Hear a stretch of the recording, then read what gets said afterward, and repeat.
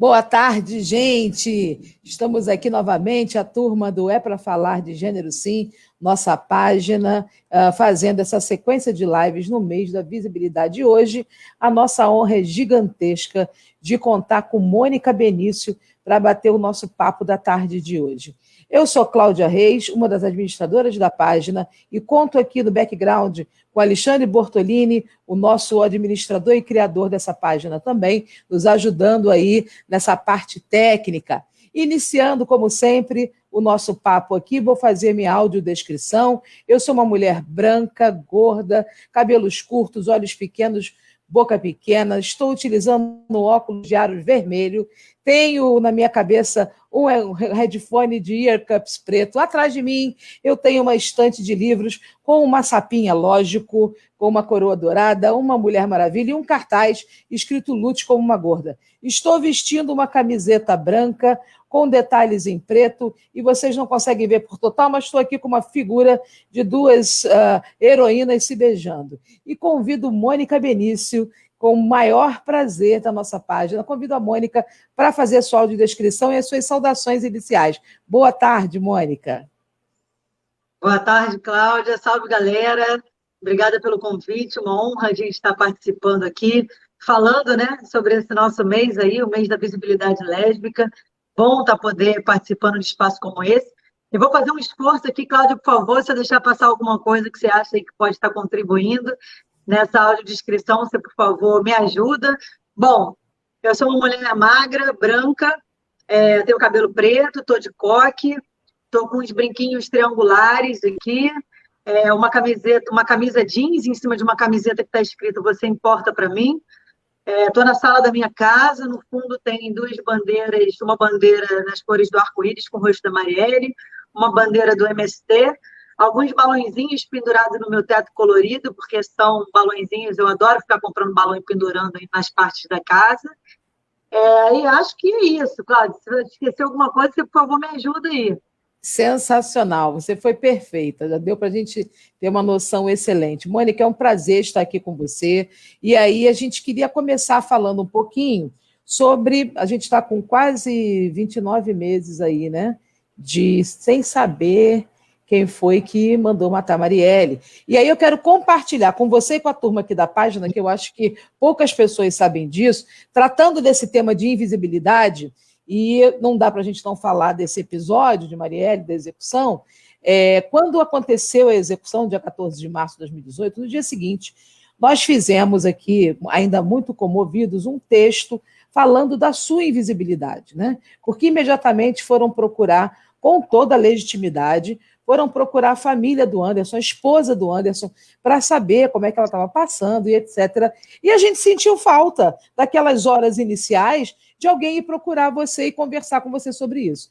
E, na sequência, nós apanhamos muito aqui nessa página por vários motivos, mas, na sequência, nós apanhamos demais sobre isso, porque diziam que a gente estava te expondo, que nós estávamos contando para a milícia quem era Mônica Benício, o que é engraçadíssimo, né? Eu aqui no Engenho Novo vou estar contando para a milícia quem é Mônica Benício. Essa foi a visão que nós tivemos. Aí eu queria saber de você. No início, aquele comecinho, você também teve essa percepção de invisibilidade ou foi só a gente que está aqui meio de fora desse processo? Olha, Cláudia, eu vou falar para você principalmente sobre esses primeiros momentos aí, depois da noite do 14 de março, de forma muito honesta, que eu não sei responder a sua pergunta.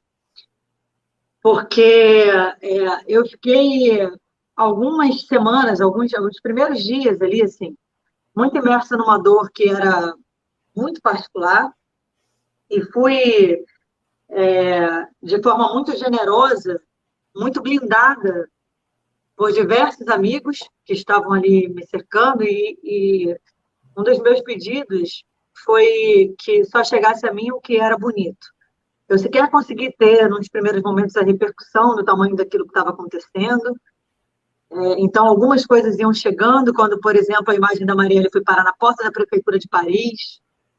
Ações como essa, que eram ações bonitas de solidariedade, isso era o que estava chegando a mim.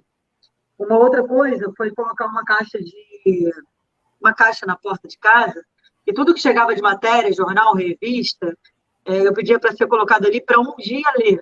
Eu nunca li, eu nunca abri nada sobre isso. E nas primeiras semanas, eu não estava, e aí de forma muito honesta para você, preocupada que uma vereadora tinha sido assassinada. Né? Eu estava ali numa dor de quem perdeu a companheira, a minha esposa tinha sido assassinada, não foi a vereadora.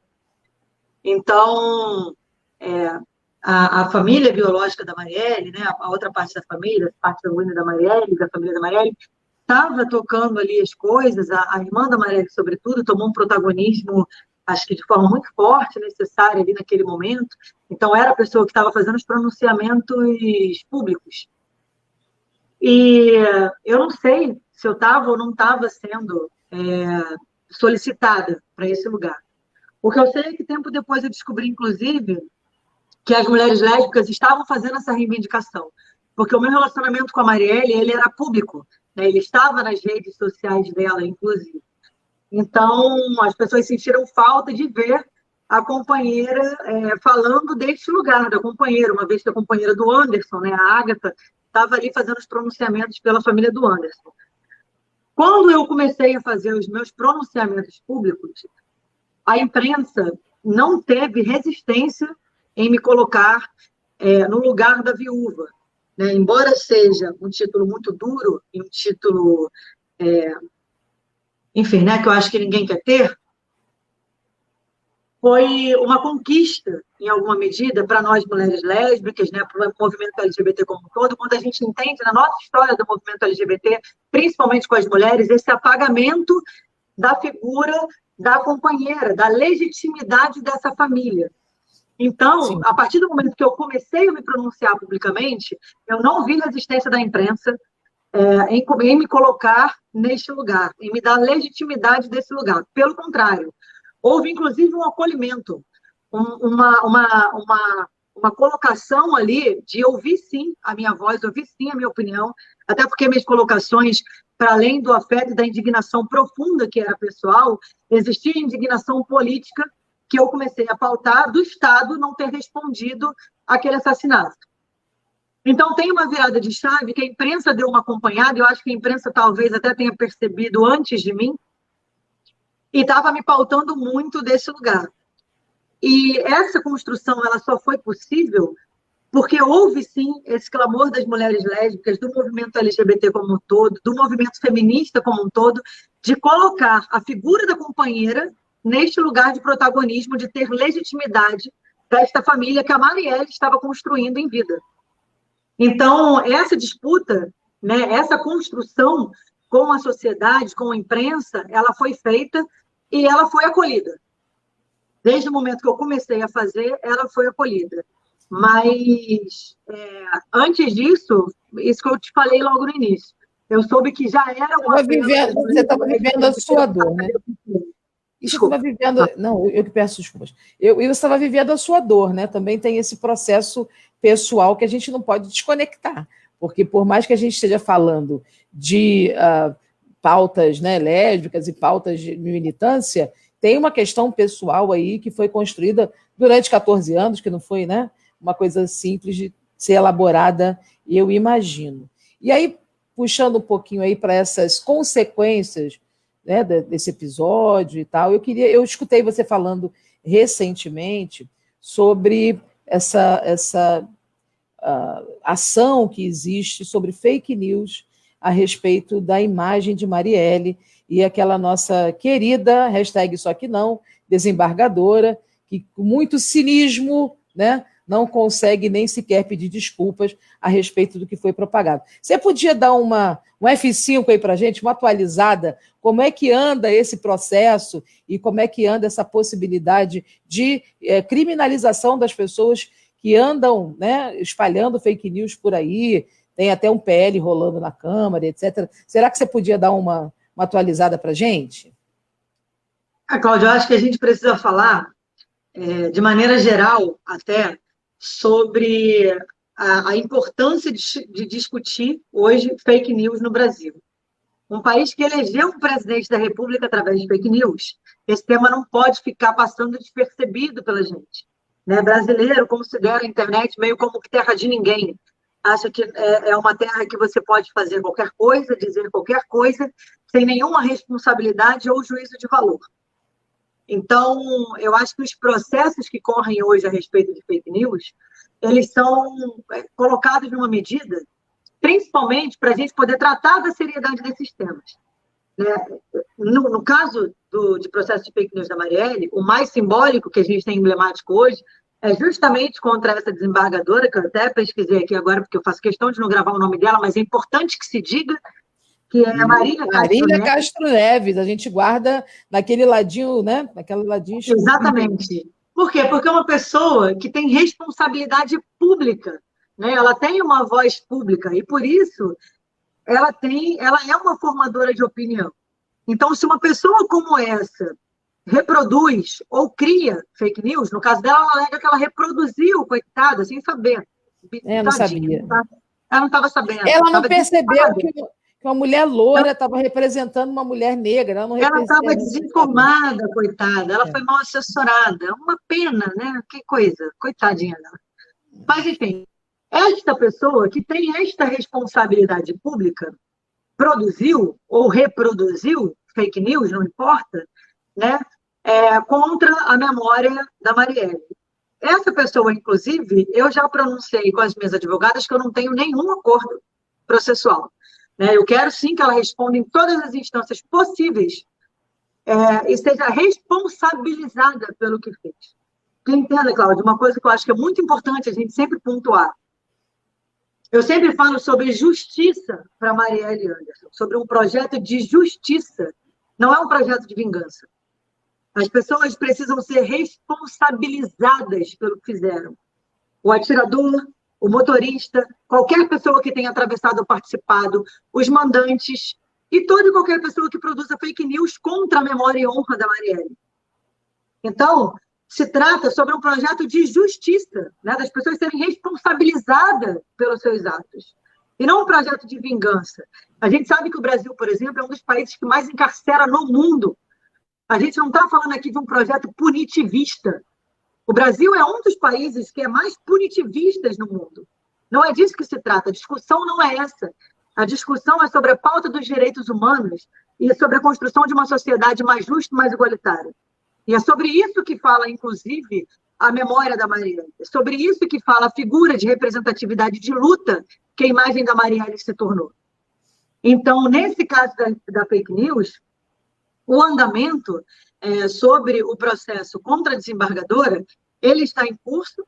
Espero que ela seja, sim, julgada e responsabilizada pelo que fez, entendendo que a gente até pode ver enfim, para quem não está acompanhando muito de perto o caso, na série do documentário da Globo, que está na Globoplay, né, documentário da Marielle, passa uma cena que é a cena que ali a desembargadora deveria... Ela fala que não sabia e que se arrepende, etc., etc., mas ela não teve a dignidade de pedir desculpa aos pais da Marielle que estavam presentes ali. Eu estava em agenda internacional, não pude estar, e assim, talvez, né, nesse sentido, Deus saiba o que faz, mas ela não teve sequer a dignidade de chegar para os pais da Marielle, que tem essa dor profunda de pais que perderam uma filha, da maneira como perderam, né, que sentem essa dor profunda. Ela sequer teve o respeito de chegar para essas pessoas e pedir desculpa pelo que fez, caluniar a imagem de uma pessoa que estava ali representada pelos pais, que foi a criação dessa mulher. Então, se uma pessoa que diz estar arrependida pelo que fez desavisada e que não sabia, não se presta a pedir desculpa aos pais da pessoa que ela violentou ali, né, nos seus discursos, e estavam ali, perto dela, e ela podia ter feito isso e não fez. É difícil a gente acreditar que essa pessoa realmente esteja arrependida pela fake news que cometeu e não se sinta, né, responsabilizada, em alguma medida, de fato, pelo que fez. Então, a gente precisa de casos como esse, sendo levado à frente, para a gente entender, né, para começar a perceber a internet como esse espaço, que é um espaço que tem, sim, jurisdição, é um espaço que tem, sim, que ser discutido sobre o âmbito da lei.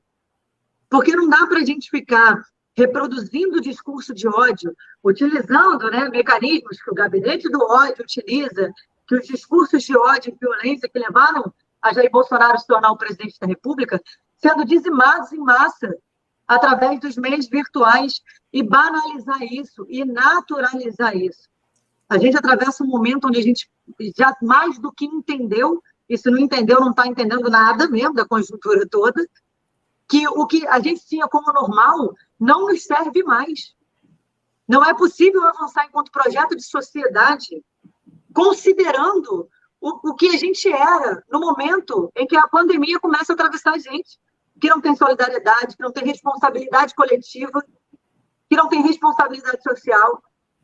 E acho que discutir fake news sobre isso, a gente tem Jean Willis, Manuela Dávila, Felipe Neto, pessoas que estão aí profundamente atravessadas por fake news, principalmente por essa questão do discurso de ódio, né? O que teve contra o Jean, que chegou a fazer um parlamentar democraticamente eleito se exilar, poder preservar a vida e recusar o mandato, né? Ter que abrir mão de um mandato para poder preservar a sua própria vida. Olha o nível que a gente atingiu num país que se diz democrático, que se diz um Estado democrático de direito. A gente precisa combater profundamente, discutir profundamente as fake news para poder avançar enquanto um projeto de sociedade democrática. Não é razoável que a gente não discuta mais isso. E até porque, né, Mônica, a gente vivenciou, como você mesmo trouxe aqui para a gente, essa eleição dessa turma que está indo ao poder nesse momento, justamente baseada nessas fake news, e aí até na gente aqui, a turma de educação e etc., a gente também recebeu a rebordose, e você acompanhou isso, e sobre mamadeira de piroca, né, como o kit gay, e uma série de inverdades que uma educação equânime e uma educação que traga uma ideia de igualdade entre as pessoas e de expressão de suas identidades, também está nesse bolo, nesse bojo aí, né, dessas fake news. E aí, eu queria dar mais uma avançadinha aqui no nosso tema, e você citou assim, olha, eu não estava lá no dia que a desembargadora Marília estava, porque eu estava na agenda internacional e etc. E aí, já que a gente está falando no conteúdo Brasil, né, esse território Brasil, eu queria que você fizesse um certo paralelo aí. Como você percebeu essa forma de luta com relação ao que aconteceu com Marielle aqui e no exterior? Você vê diferença nesse território, politicamente falando? Você vê diferença de abertura ou não? Ou porque muitas pessoas dizem que esse parece ser um fenômeno que acontece mundialmente, né? De retrocessos e etc. E aí eu queria que você, que esteve nesses espaços, conversasse com a gente um pouquinho sobre isso. Olha, Cláudia, teve uma... Eu não sei se num primeiro momento assustou por entender que era uma onda global, mas em outra instância também acolheu por saber que não era só a gente. Essa onda, né, do avanço da ultradireita, do conservadorismo, do fascismo, ela tem sido, né, um avanço global. E, para você ter ideia, em março de 2018, nem eu nem Marielle a gente tinha passaporte, né? A gente tinha tirado em janeiro. E aí a Marielle estava nas vésperas de fazer a sua primeira viagem internacional, que seria no final de março, e a gente já tinha acabado de tirar o passaporte. No final de 2018, nessa busca, né, de justiça por Marielle, eu já tinha voado para mais de 23 cidades ao redor do mundo. E isso sem falar uma única língua além do português, né? Então, você não imagina tantos perrengues que eu não passei. O impacto que foi. Você saiu foi para total visibilidade de 0 a 100 em 4 segundos, não é isso? Basicamente. E um desespero, né? Assim, de não conseguir pedir comida dentro do avião, de não conseguir pedir água, porque não dá. E é isso aí mesmo que tem para hoje. Mas essa questão da comunicação em rede, ela foi se dando de uma maneira, inclusive para essa noção de compreensão, né, do que era a conjuntura dos lugares que eu estava indo e de onde eu estava vindo, o que era essa conexão, ela foi se dando de uma maneira que ouso dizer que foi de uma maneira muito bonita, porque ela foi de uma maneira muito solidária, ela foi de uma maneira muito empática, porque nem todos os lugares que eu cheguei tinha gente que falava português. Então, tinha gente que falava um espanhol e compreendia português. E aí, assim, se vira aí. Vamos lá, vamos lá, vamos lá. Se vira aí. Mas essa sua pauta foi absorvida e acolhida, pelo menos nesses espaços onde você transitou, não é? Porque aí é que está a questão bonita dessa história. A pauta ela foi acolhida porque ela não era uma pauta individual. Ela não era um momento isolado do Brasil ou da Mônica, né? Era uma questão coletiva, né? Porque, assim, eu fiquei boa parte das agendas que eu fiz pela Europa, eu fiz com as mulheres do coletivo Mulheres Lésbicas da Europa. E, se você for pensar, né, tipo, economicamente, essas mulheres têm uma realidade muito, economicamente, socialmente, têm uma realidade muito diferente da nossa. Por que essas mulheres se solidarizaram com a história da Mônica e quiseram ouvir, e quiseram falar sobre isso, quiseram falar sobre a história da Marielle em vários lugares do mundo?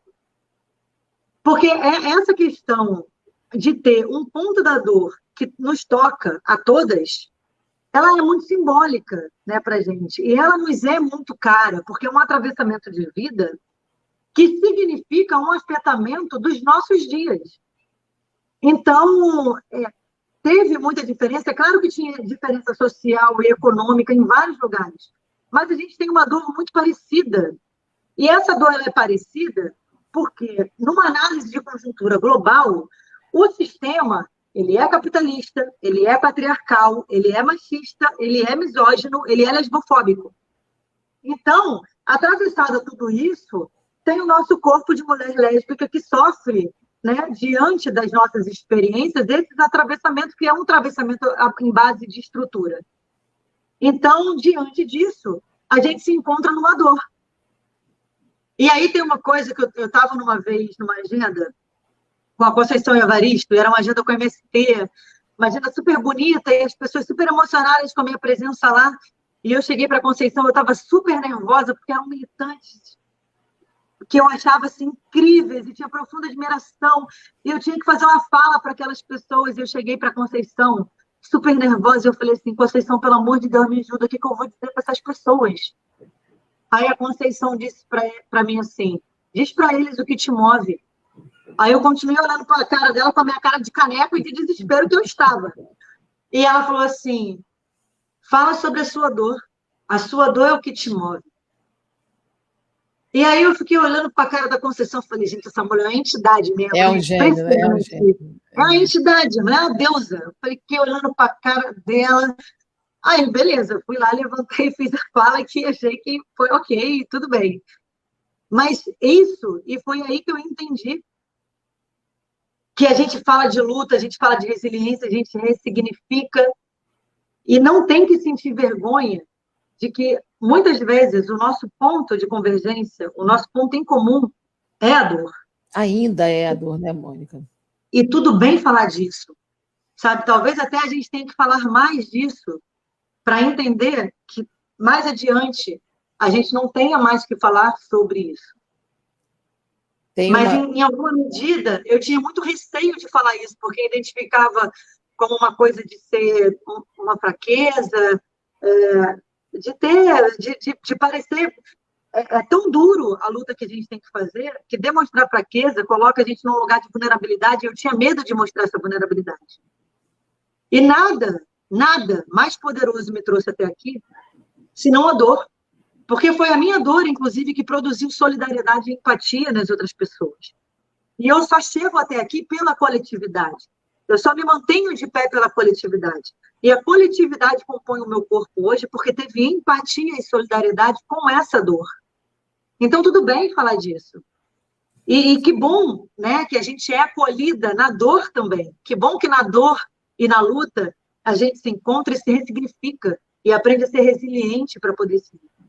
Porque a gente vai ter que falar disso também, para que em algum momento a gente não tenha mais que falar sobre isso, para que em algum momento isso tenha sido superado e a gente viva de uma outra forma, mas ainda é necessário falar sobre isso. É interessante você falar sobre isso, que tem uma frase sua que me marcou, que você falou lá em 2018, que você falou uma coisa assim, não há vida para mim agora em diante se não for com luta.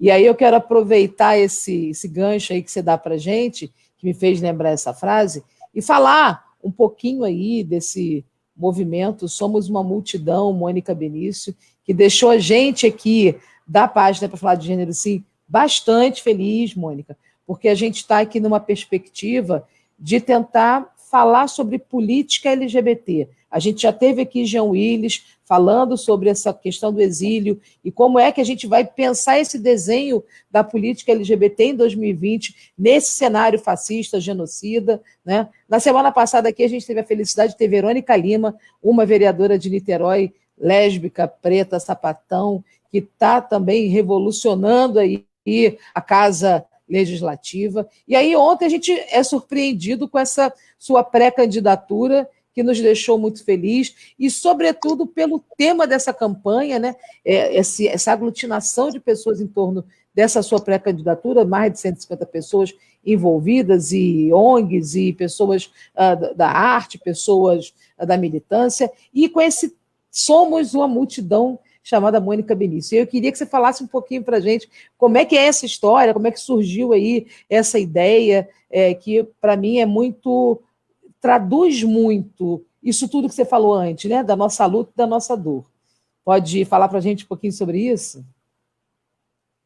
Cláudia, assim, acho que não é um tema até que possa publicamente se estender, mas eu estou como pré-candidata a vereadora e essa decisão ela foi uma decisão construída assim, né, com articulação dos movimentos sociais, com muita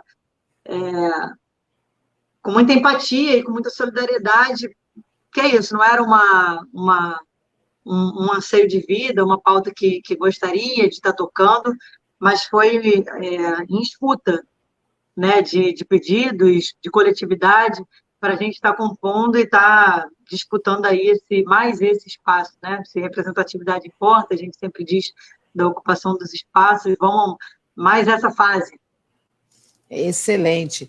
E aí, eu não sei se a gente pode falar sobre isso, se não puder você me dar puxão de orelha, mas é que eu queria pensar assim, Mônica Benício está muito atrelada a Marielle Franco e não tem como a gente dissociar nesse primeiro momento. Mas você é uma arquiteta, você é uma pessoa que veio da Maré, inclusive a gente tem amigas em comum lá na Maré, né? É uma que está por aí, que é a nossa grande amiga. E você é maravilhosa. É o minha, não é? E você sempre pensou nessa história do espaço urbano, do espaço territorial relacionado, era uma das suas pautas, né? Como você trabalhou lá na PUC, etc. Então, eu queria que você falasse um pouquinho das coisas que Mônica Benício está pensando mesmo com relação a esse momento que a gente está vivendo de retrocesso, de conservadorismo extremo, de ataque à nossa comunidade LGBT. E aí, o que você está pensando, quando você pensa politicamente nesse momento, quais são as pautas que estão mobilizando a Mônica Benício? Aí, quem é a Mônica Benício para além de Marielle? O Alexandre ajudou a gente aqui.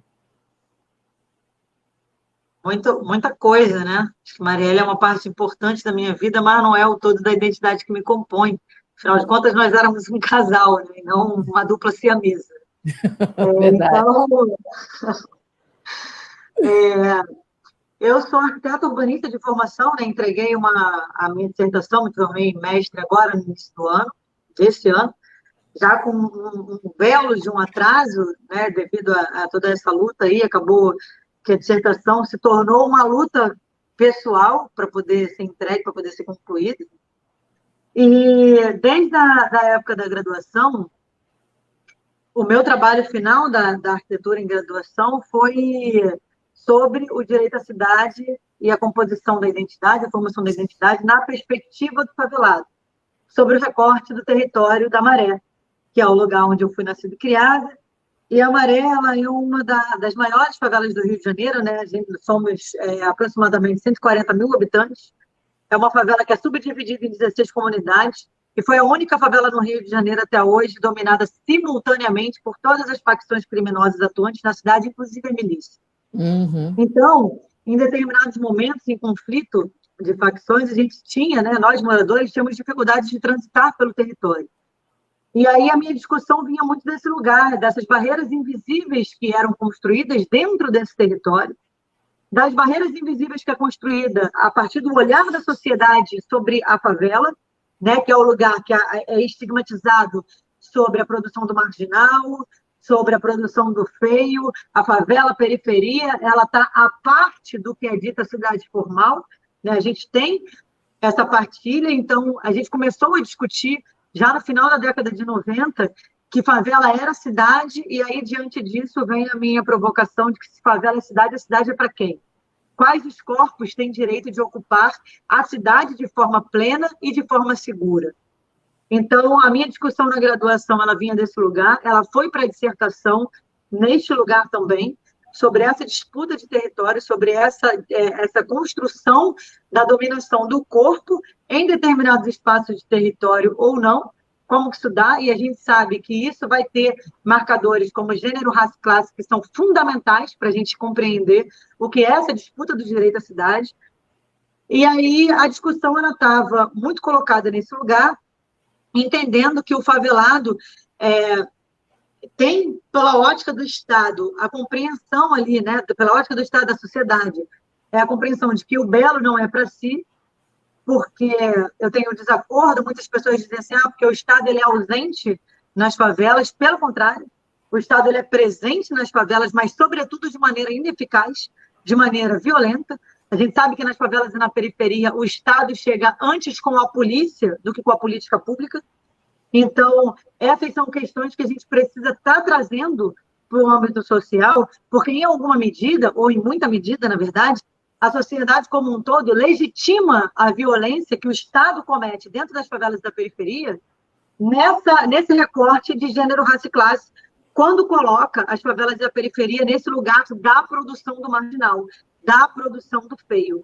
E aí você tem, enquanto favelado, essa construção na sua identidade, né? Você é criado, você é construído sobre essa percepção. Enquanto você vai disputar outros espaços da cidade, espaços ditos da cidade formal, que tem muito mais qualidade urbanística, que tem planejamento de segurança pública, que tem qualidade urbanística e de infraestrutura e de segurança, determinados corpos se sentem mais ou menos vulneráveis em alguns lugares, de acordo com essa percepção que é construída, com respaldo do Estado, mas também da sociedade como um todo.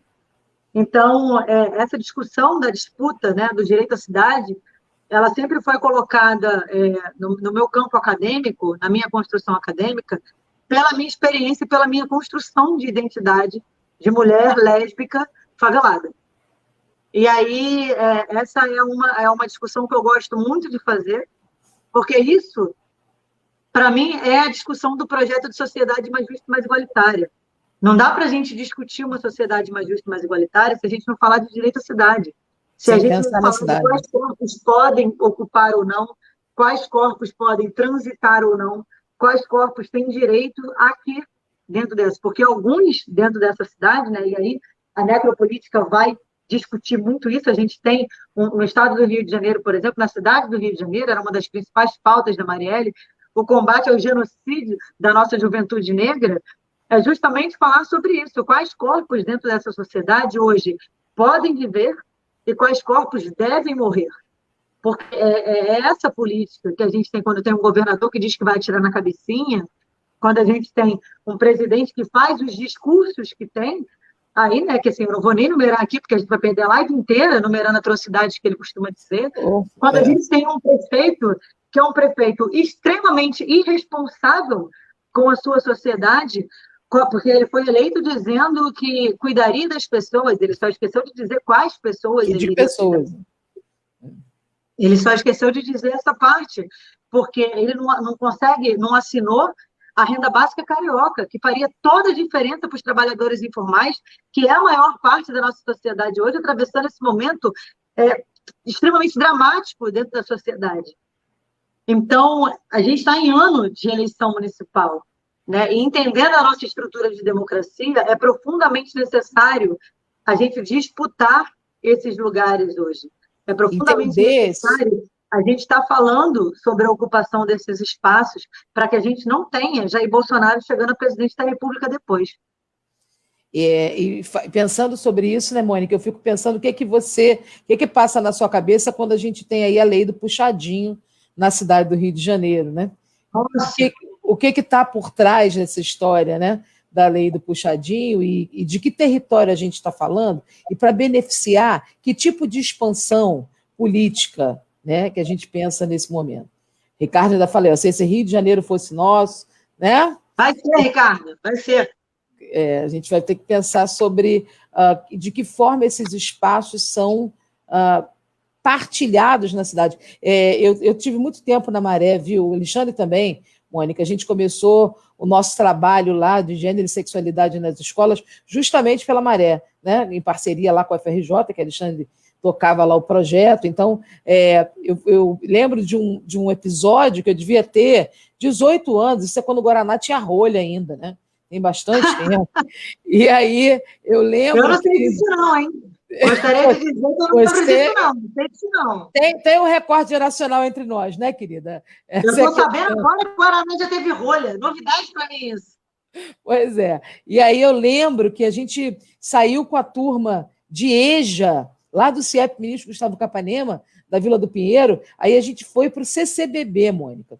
E aí, eu sou toda agitada e tal, então eu passei com a turminha, né, de senhoras, 60, 70, 50 anos, e aí eu passei louca, querendo entrar para ver lá a atividade que a gente ia fazer, e elas não passaram da porta do CCBB.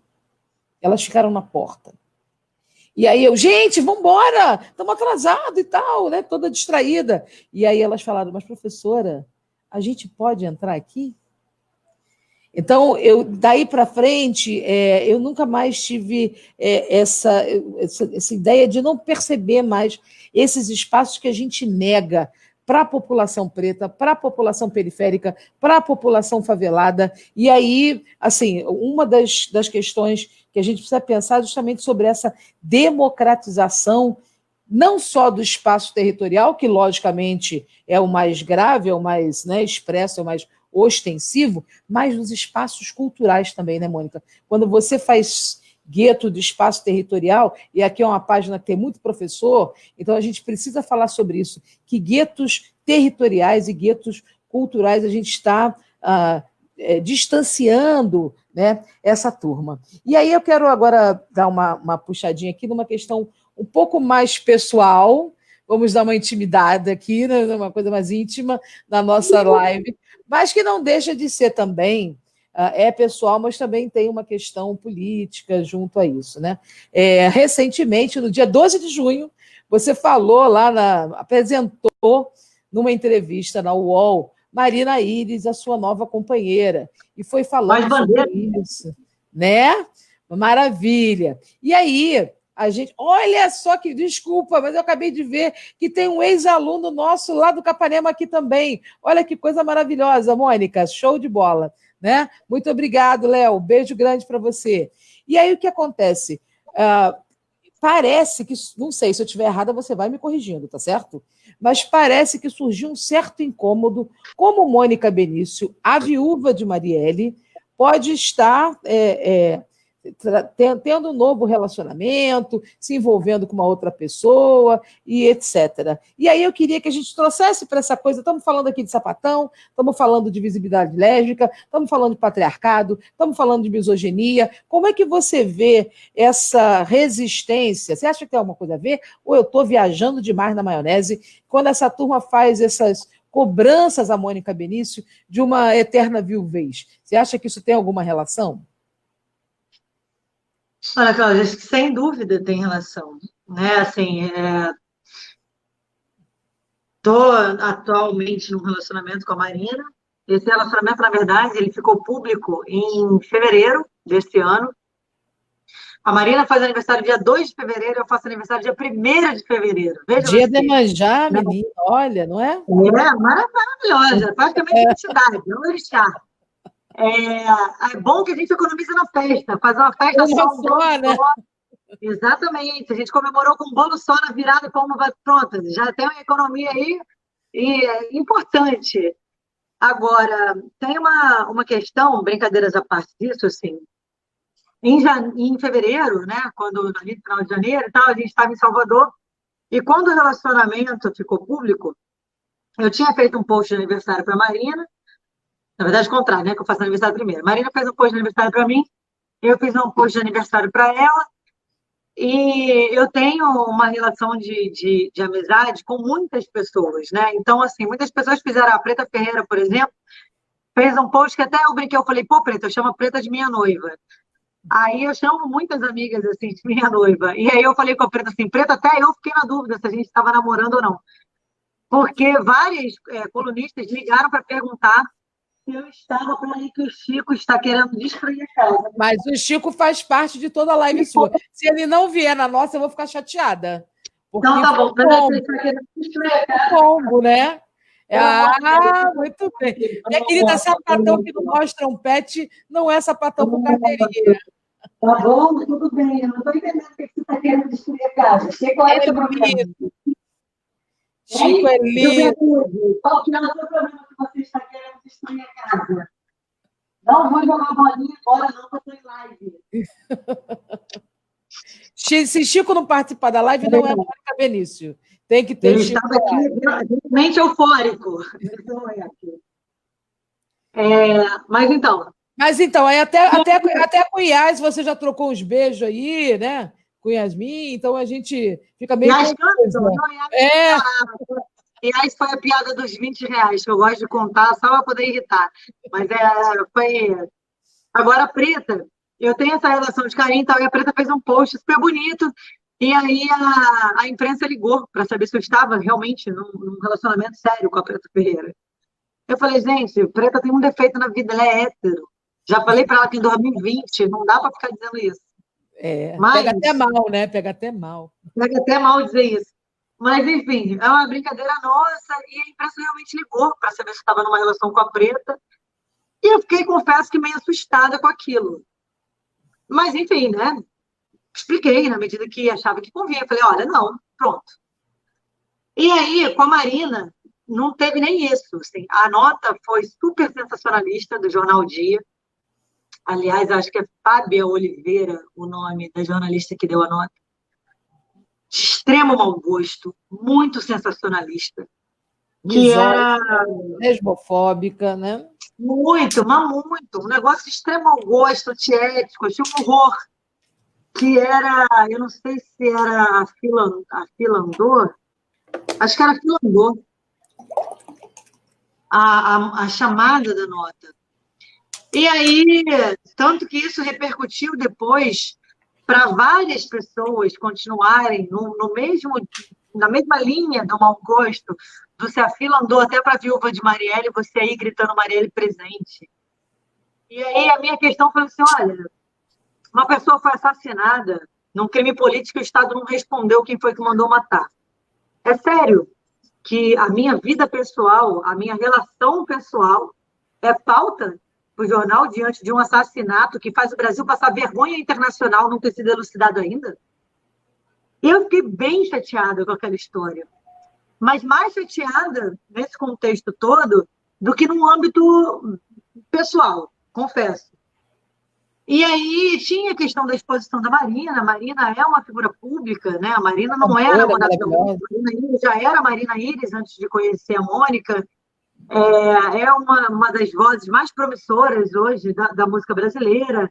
É uma mulher negra, militante com as mulheres negras, com o movimento social da cultura. Enfim, uma pessoa super respeitada dentro do movimento da cultura, inclusive, dentro do movimento de mulheres negras, está sendo colocada nesse lugar. Então, eu achava que era uma camada de violências ali colocada. Mas, enfim.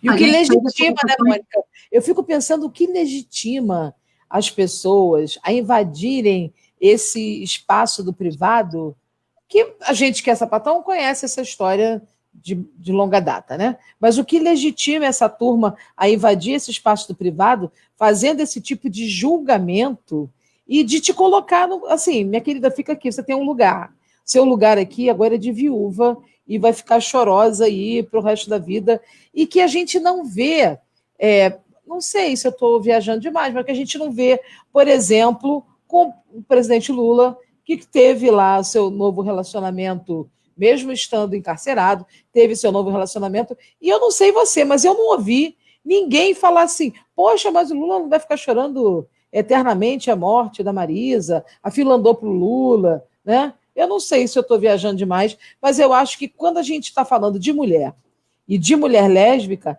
essas camadas de preconceito elas se sentem um pouco mais legitimadas para esse ataque. Você concorda com isso? Não, Cláudia, não tenho nenhuma dúvida que você está absolutamente correta. Eu vou fazer um parêntese, quando você falou do Leonardo, aluno, é o Léo Melo, né? O Léo mandou uma mensagem aqui dizendo que está entrevistando, você foi professora dele no Capanema. O Léo é um amigo muito querido. Aliás, uma figura super importante no meu processo de construção da dissertação. Inteligentíssimo ele. Não, ele é um menino gênio. Não teria sido, a minha dissertação não teria sido possível sem o Léo. Assim, é uma figura que eu tenho um profundo respeito e carinho. Então, Léo, beijo. Ele mandou uma mensagem, quando você falou Leonardo, tipo, tô aqui, né? Para mim é Léo Melo, Léozinho, ou coisas assim, do diminutivo muito do afeto.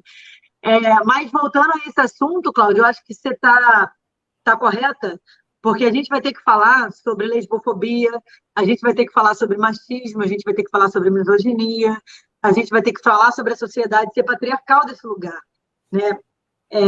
Como a gente começou a conversar e pontuou, assim, o título de viúva, não sei nem se é título a palavra, mas, enfim, essa nomenclatura de viúva, né, ela por si só, ela pressupõe dor, né? Significa que você perdeu alguém, significa que você perdeu alguém do seu campo do afeto, do seu campo íntimo, da sua relação de amor, de vida.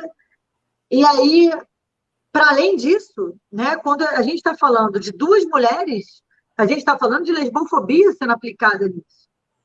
Só que essa questão da viúva, a sociedade veio, né, numa cobrança, num movimento de cobrança, como se, para legitimar a história de amor que eu tive com a Marielle, eu tivesse que condenar o meu corpo à eterna solidão e ao eterno abandono.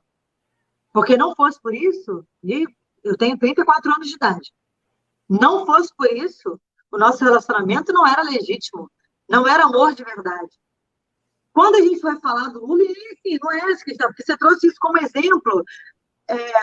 O Lula perdeu uma pessoa que foi muito importante na vida dele. E isso não quer dizer que ele não possa viver outras relações. Então, ele está vivendo outras relações. Só que isso foi aclamado publicamente, né? Diferente do lugar da mulher viúva, que é colocada nesse lugar do abandono, porque o machismo prega que você tem que ser este corpo, né, que terá que ficar condenado ao abandono e à solidão para legitimar a sua relação anterior. Isso acontece com as mulheres em geral, no lugar da viuvez. No lugar da mulher lésbica, então nem se fala, porque aí a gente está falando sobre a lesbofobia também aplicada neste corpo. No caso meu, magrelinho, que eu vos falo. Então, brincadeiras à parte de tudo isso, é profundamente doloroso. Profundamente doloroso. Porque não bastasse eu ter que contar diariamente a execução da minha companheira, porque o Estado não respondeu politicamente este assassinato, ainda ter que lidar com o fato de uma certa cobrança social, achar que eu não posso seguir com a minha vida para legitimar essa história que foi muitas vezes violada e estagnada por lesbofobia, seja da conjuntura, seja social, seja econômica, vários marcadores que tivemos eu e Marielle, até a gente conseguir fazer a formulação da nossa história de amor e da nossa família, do que a gente estava vivendo ali até março de 2018. Então, eu acho triste, acho pequeno as pessoas discutirem em alguma medida isso, mas a rede de solidariedade nesse lugar, ela é muito maior. Ela ressignifica a luta, ela ressignifica a própria dor, inclusive. Então, isso é o que move. Isso é o que faz continuar. Porque fosse esses comentários pequenos que querem questionar, que querem fazer polêmicas pobres desse lugar, a imagem da Marielle não seria tão grande quanto é hoje. E é Sim. nisso, é para isso que eu olho. Se a imagem da Marielle virou ressignificação de luta, de resistência, ela é farol. E eu decidi que, por mais que doa alguns comentários pequenos, independente de quem venha, eu vou olhar para o farol. Eu não quero estar me atrelando a essas coisas, porque se tem uma coisa que eu aprendi, Cláudia, na vida, e foi difícil aprender, é que se tem uma entidade na vida que não está preocupada com a sua formulação de planos, com os seus sonhos, e desculpe o termo, está pouco se fudendo com os seus planos, é a própria vida. Ela não está nem aí para os planos que você está fazendo. Ela Então, acontece. tudo na minha vida, Cláudia, é caos. A única coisa que é tranquila é a minha consciência. E é com isso que eu vou seguir. Nada mais. Sensacional.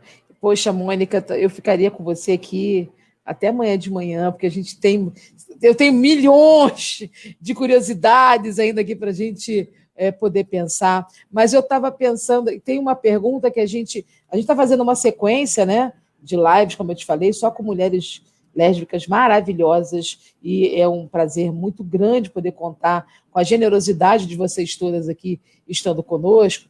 E uma pergunta que eu tenho feito, né, para todo mundo, que eu quero tentar entender um pouco, eu como mulher lésbica, professora de rede pública, professora de crianças, né? Então eu queria entender um pouquinho sobre isso, mesmo desse meu lugar de fala, né? Você acha, na tua opinião, de Mônica Benício, mulher sapatão, esquece que é, né, viúva da Marielle, esquece que é pré-candidata à vereança, esquece essa coisa toda, na posição de Mônica Benício, sapatão, aquela da carteirinha do caminhão. Por que você acha que a gente ainda precisa ter um mês da visibilidade lésbica e um dia de orgulho lésbico, na tua posição pessoal de sapatão? Porque a gente precisa ainda falar sobre representatividade. Eu vou mostrar você, ainda mais que você é professora, com uma das cenas, acho que mais me emocionou na vida. Eu tenho um sobrinho de 8 anos de idade. E aí a escola dele estava lá no dia da família, né? Que não foi o dia das mães, os pais fizeram o dia da família. E isso deve ter uns 4 anos, 5 anos, talvez. E aí ele tinha uns 5 aninhos, 6 aninhos de idade. Aí a mãe dele botou uma porção de fotos de um monte de gente da família, e eu era a tia que pegava ele para sair todo final de semana. Gostava muito, assim. Ele saía comigo já desde os 6 meses de idade, ainda amamentando, e às vezes passava a noite. E aí, nessa coisa do dia da família, a minha cunhada me mandou assim: eu não estou acreditando, esse menino é um ingrato, não sei o quê, sacaneando, brincando comigo. E eu disse, mas o que foi que aconteceu? Ela brincando para poder me mostrar. Falei assim, o dia da família, ele podia escolher qualquer foto, botei esse montão de foto aqui para ele. Ela tirou a foto de tudo que ela botou para ele. E ele com a plaquinha, tinha que colocar dentro de uma plaquinha para ir para a escola com a placa, dia da família e a foto que ele queria. E ele escolheu, era uma foto minha com ele. Só que mais. O valor da tia Sapatão, né, querida? O valor da tia Sapatão. Só que depois eu ainda fiquei sentida com outra coisa da foto. Assim. Era um período que eu achava que eu trabalhava, não sei, nem estava previsto que eu ia trabalhar tanto quanto trabalho hoje. Mas trabalhava muito. E ele estava no meu colo, e eu estou com ele no colo e a cara no telefone, assim, respondendo coisas, não sei o que. Eu estava no escritório, era coordenadora de um escritório de arquitetura na época. E aí eu achei aquilo tão simbólico, sabe? Assim, por várias coisas. Primeiro que ele me escolheu, mas segundo, depois eu fiquei pensando, eu falei assim, cara, ele me escolheu, e a cena que ele me escolheu era justamente uma cena que eu não estava nem dedicada a ele. Então aquilo foi batendo de várias maneiras. Mas eu achei aquilo tão simbólico, sabe? Quando a gente fala de representatividade, porque o meu sobrinho, ele não sabe a diferença entre a tia Mônica e as outras tias que são héteros, que são casadas em relacionamentos héteros, que têm filhos, e não sei o quê. Ele sabe da tia Mônica que tem cachorro, ele já conheceu as companheiras, chamava de tia, etc. Então, assim, ele não faz distinção do que é a cis, do que é a trans, do que é a hétero, do que é a lésbica. Ele não faz essa distinção. Então, eu fico muito feliz quando eu apresento uma mulher trans, uma amiga trans com meu sobrinho, e para ele é tia também. Ele não está fazendo juízo de valor de nada. E quando a gente fala ainda hoje da necessidade de ter a visibilidade, eu acho que a gente tem sim que marcar esse lugar ainda, para que em algum momento a gente tenha só o que o meu sobrinho faz, o acolhimento sem juízo de valor. Só que hoje ainda é sim necessário a gente disputar todos os espaços. E a gente diz que representatividade importa, porque a gente tem sim que ter visibilidade para poder ocupar os espaços, com legitimidade. Porque só com visibilidade a gente consegue fazer o avanço para que o meu sobrinho e as futuras gerações não façam a distinção, não façam esse juízo de valor marcado pelo machismo, pela misoginia, pelo patriarcado, pela transfobia, pela LGBTfobia de forma geral. Então, eu acho que isso é importante. Então, enquanto isso é importante, a gente vai disputar e vai construir isso, sim, também, porque tem que. Então, a gente vai ocupar todos os espaços. Agora, vai ocupar a qualquer preço, a qualquer custo? Acho que não. Uma coisa que é importante a gente dizer para ter cuidado, Cláudia, assim, não basta ser LGBT, não basta dizer que é feminista, né? A gente vai ter que discutir que o feminismo não pode caber transfobia. Esse feminismo terá que ser ecossocialista. Esse feminismo tem que ser anticapitalista, quando a gente entende, principalmente numa conjuntura de pandemia, que escancarou para a gente as desigualdades e as mazelas que temos hoje enquanto sociedade, que o capitalismo não nos serve mais há muito tempo. Então, a gente precisa falar sobre o que é esse feminismo que a gente está discutindo. E esse feminismo vai ter que ser esse feminismo que está sendo discutido hoje, que é o feminismo para 99%, que é o feminismo que não pode olhar e deixar corpos para trás. É um feminismo que vai ter que ter um diálogo muito amplo e abarcar com solidariedade, com empatia, para poder avançar. Porque o projeto deles sempre foi nos matar. E eles vão continuar nos matando. Porque é um projeto eficiente, inclusive. Né? Tanto é que está em ordem vigente até hoje, desde a invasão do Brasil. Encontra eco, né, Mônica? Encontra eco em vários lugares, né? E é muito bom ouvir você falar sobre essa perspectiva feminista, porque a gente sabe que dentro dos movimentos feministas, movimentos lésbicos, a gente tem aí uma série de correntes em que a gente precisa repensar, eu acho também, super concordo com você, repensar algumas posições de marcações, de aprofundamento de opressões. Né? A gente, enquanto está falando de sororidade, está falando de sororidade de quem, com quem e para quem, né? De que corpos que eu estou falando? Eu estou falando de genitália? Eu estou falando do quê? Né?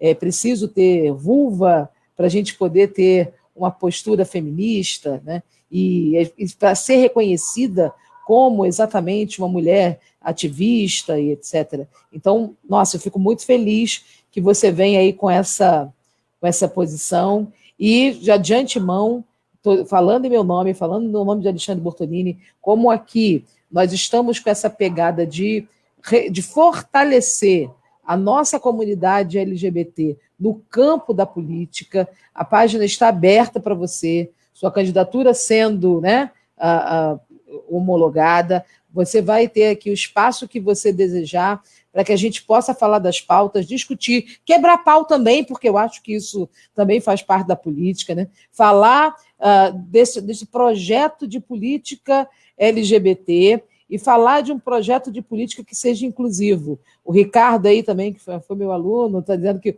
o presente é feminino, e é isso aí.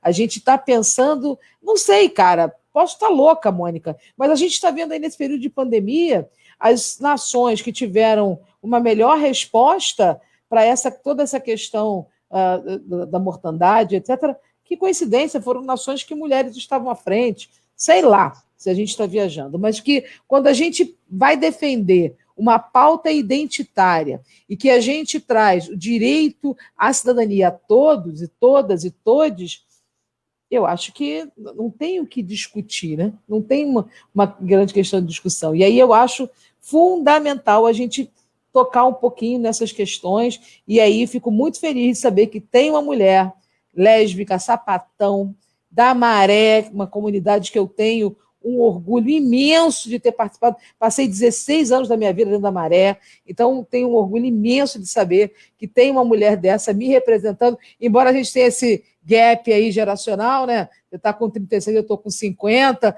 mas tudo bem, né? A gente está chegando aí junto e você tenha à disposição a nossa página. E aí, se você quiser, falando um pouquinho, né, das suas preliminares aí finais, da gente poder fechando aqui a nossa live, vai ser bem bacana, agradeço muito, muito a sua presença. Tá passando aí embaixo, minha gente, ó, que todas as nossas lives ficam salvas lá no YouTube, no canal É Para Falar de Gênero Sim. Então, quem puder seguir, quem tiver interesse no tema, todas as lives estão por lá. E vamos aqui agradecendo imensamente Mônica Benício por essa participação. E, Mônica, antes de você falar das suas disposições finais, a gente sempre... Professor, né, Mônica? Professor tem que falar de livro. Se não falar de livro, não é professor. Então, para hoje, a gente está fazendo a dica aqui, ó, de um livro que para a gente é muito caro, da Chimamanda Adichie, que é Para Educar Crianças Feministas. Então, a turma que ainda não conhece, tem muita gente, colegas nossos professores, que já trabalham... Pequenininho, curtinho, você lê, não dá problema, né? Você lê fácil em meia hora de insônia. Não requer... Agora, então, que a gente está direto em casa, né, Mônica? Ficou pequenininho, letra grande, isso aí é molezinha. Pois é, então a gente... eu não sei, porque a grande questão, Mônica, quando a gente trata com o professor, é assim, olha, a gente não sabe como fazer. Tá bem, então vem para cá. Vem para falar de gênero, sim. Tem outras páginas também aí falando sobre esses assuntos. Tem a página da Mônica, tem a página de sapatões maravilhosas, de gays maravilhosos, de trans maravilhosos, falando sobre o assunto. Vem conhecer, que aí eu acho que a grande vacina contra o preconceito, contra a ignorância, é o conhecimento. Então, Mônica, muito grata, muito feliz por você estar aqui, da gente trocar esse papo bem sapatão, bem lésbico, bem dentro da nossa pauta, e a gente queria te ouvir aí, finalmente, sobre essa conjuntura toda, e como é que você está pensando agora, o que é que tu vai fazer aí daqui para frente, Mônica? Conta aí para gente. Já diria minha mãe, o futuro a Deus pertence. Então, Cláudia, eu agradeço pelo convite, profundamente. Também a Alminha, né, por ter feito a ponte aí, para a gente poder estar aqui trocando. Verdade. A galera que passou aqui, que está acompanhando, está comentando. Isso é muito bonito de ver, né? Porque a gente tem a internet hoje como uma ferramenta de conexão, mas também de diminuir o tamanho da saudade, do que a gente poderia estar fazendo aí numa mesa de debate, que teria aí algumas pessoas para terminar com abraços e com afeto, mas também é importante esses espaços virtuais, porque também aumenta, né, Cláudio, nosso poder de alcance, de diálogo.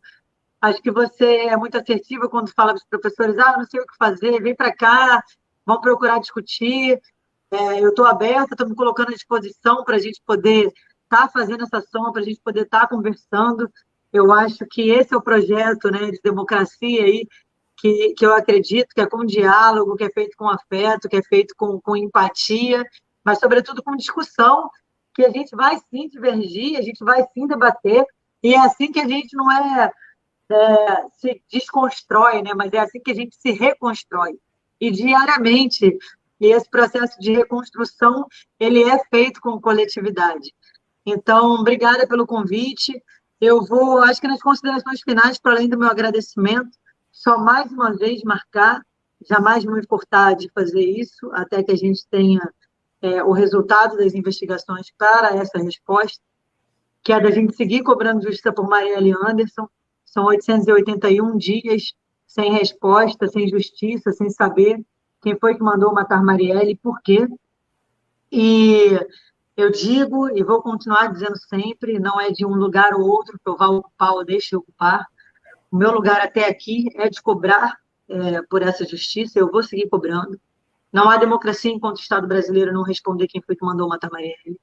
Não é razoável que a gente se compreenda no Estado democrático de direito se a gente não seguir cobrando até que seja respondido. Inquérito, né? Através do inquérito, quem foi que mandou matar Marielle, mas também compreendendo que justiça por Marielle não se faz só dessa forma. Né? A defensora de direitos humanos, as pautas que ela acreditava, por tudo que ela lutava, eu acredito que justiça por Marielle se faça na nossa construção diária, na nossa construção de um projeto de sociedade mais justa, mais igualitária, com uma luta profundamente antirracista, sem LGBTfobia, anticapitalista, ecossocialista. Então, eu acho que é desse lugar que a gente deve seguir e seguir cobrando justiça por ela, porque justiça por ela representa justiça por muitos que perdemos, para que a gente não perca mais. Então, seguimos juntas nessa luta. Esse é um mês importante para nós, né? O mês da visibilidade lésbica, mas não é o único mês que somos lésbicas, né? A gente é lésbica 12 meses por ano. Então, é importante falar de representatividade. Graças a Deus. É importante falar de representatividade e de visibilidade, mas é importante a gente também reforçar as outras pautas que nos são muito caras, que são atravessadas pela política pública, né, pela saúde, que são atravessadas pelo fato da gente poder falar por nós, para a gente poder fazer política por nós, e falar dessa representatividade também é importante, e não é só em agosto que a gente faz isso, a gente faz isso o ano inteiro. Mas esse é um mês que é, sim, necessário a gente fazer determinados debates, então eu reforço aqui meu agradecimento a você pelo convite, para a gente estar participando desse papo, a galera toda aí que foi atravessando, compartilhando, mandando mensagem de carinho e também os questionamentos. Tem as minhas páginas aí, Instagram, Facebook, Twitter, estamos aí para dialogar, estamos aí para estar somando sempre, e vamos juntas nessa luta, porque essa luta é nossa, né? Afinal de contas, Cláudia, somos uma multidão. Somos uma multidão, mana. Toca aqui, ó, toca aqui. Tamo junto, tamo junto. Gente, agradecendo mais uma vez a Mônica e lembrando a vocês, semana que vem, sempre terça-feira, às 16 horas, nós temos uma live aqui tratando de um tema sobre gênero e sexualidade.